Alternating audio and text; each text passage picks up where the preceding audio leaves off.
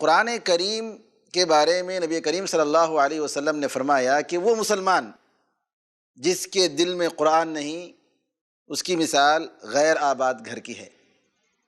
اور نبی کریم صلی اللہ علیہ وسلم نے تلاوت کے آداب بھی بتائے۔ اس کے تعلق سے آپ ناظرین کرام کو بتائیں کہ ایک مسلمان کا قرآن کے تعلق سے کیا کیا حق بنتا ہے۔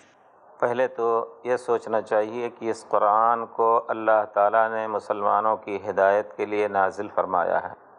اور پھر اس کی تلاوت کا حکم دیا ہے وَاتْلُ مَا أُوحِيَ إِلَيْكَ مِن رَبِّكَ لَا مُبَدِّلَ لِكَلِمَاتِهِ وَلَن تَجِدَ مِن دُونِهِ مُلْتَحَدًا۔ یہ ہر شخص مخاطب ہے جو اس آیت کو پڑھتا ہے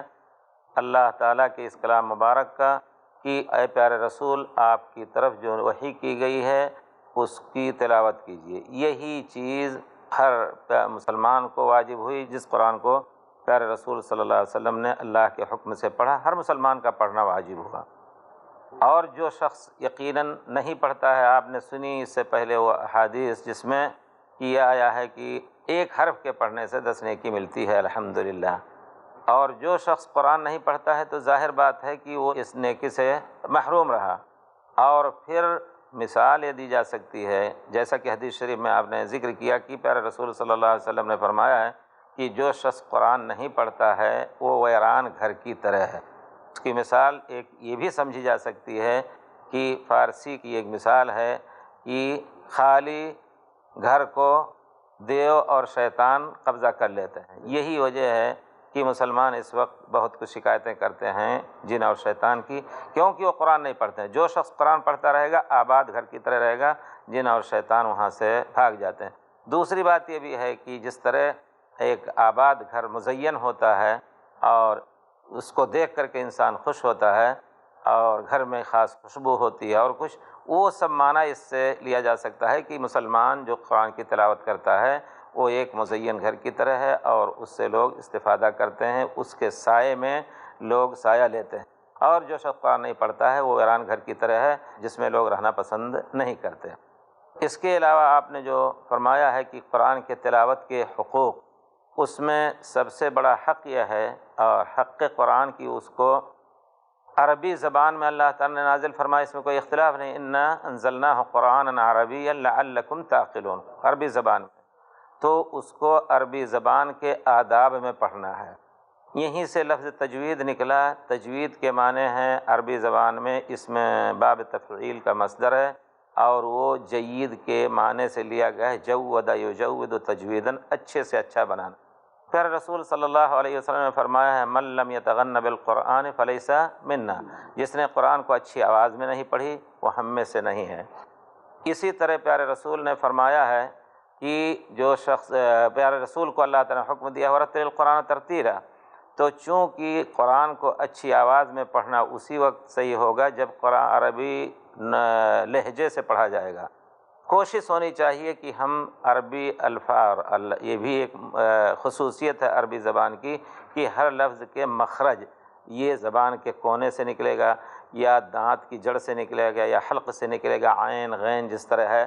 تو کوشش یہ ہونی چاہیے ہر مسلمان کو، خواہ وہ عربی ہو یا اجمی، اسی انداز سے اس کو پڑھے، اسی کا نام تجوید ہے۔ اور تجوید کے ساتھ ساتھ ٹھہر ٹھہر کر کے پڑھنا ہے، جلدی ایسا نہ پڑھے کہ بعض حروف محذوف ہو جائیں۔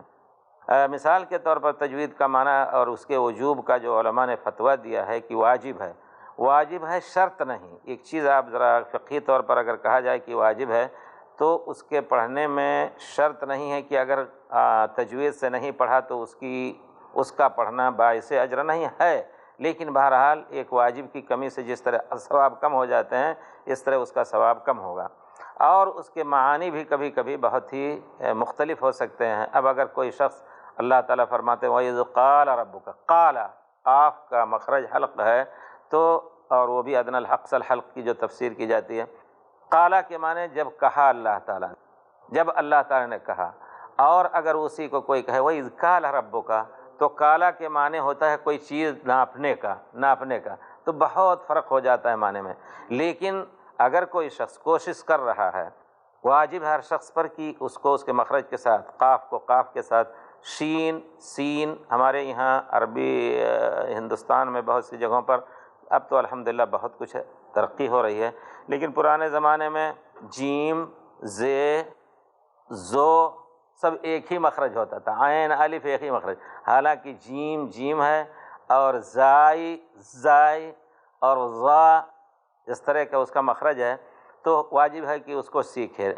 حتی الامکان کوشش کرے، کوشش کرتے ہوئے اگر وہ نہیں سیکھ پا رہا ہے تب بھی اس کو اجر ملے گا۔ اس کی دلیل آپ صحیح بخاری کی روایت سے لے سکتے ہیں کہ پیارے رسول نے فرمایا الذی یقرأ القرآن ویتعتع فیہ لہ اجران،